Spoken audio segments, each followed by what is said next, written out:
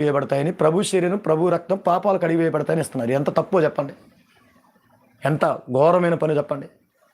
Already పవిత్రంగా బ్రతికేటప్పుడు అర్హతని యేసుక్రీస్తు అన్నాడు, పవిత్రంగా బ్రతికేటప్పుడు అర్హతని పౌలు గారు అంటున్నాడు, పవిత్రంగా బ్రతికేటప్పుడే ప్రభు బల్లలో మీరు చెయ్యేయటానికి అర్హతని వాక్యంలో రాయబడి ఉంటే, మళ్ళీ పాప క్షమాపణ నిమిత్తం ఈ వారం తీసుకోండి ప్రభు మీ పాపాలు క్షమిస్తాడంటే ఇంకెవరండి నీతిగా బ్రతికేది?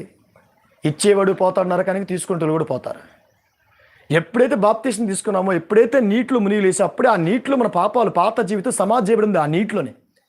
అప్పుడు నూతన జీవితం నేను బ్రతకాలి. నేను బ్రతకాల్సింది నూతన జీవితం. ఎలాంటి అర్హత చెప్పండి?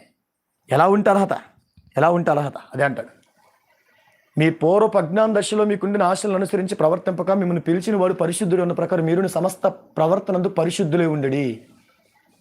పక్షపాతం లేకుండా తీర్పు తీర్చి వాడు తండ్రి అని మీరు ఆయనకి ప్రార్థన చేస్తున్నారు కనుక మీరు పరదేశంలో అంతకాలం భయంతో గడిపడి, మీరు పరదేశులే అంటే మీది కాని లోకంలో ఉన్నంత వరకు తండ్రికి భయపడడానికి లోబడి బ్రతకండి అని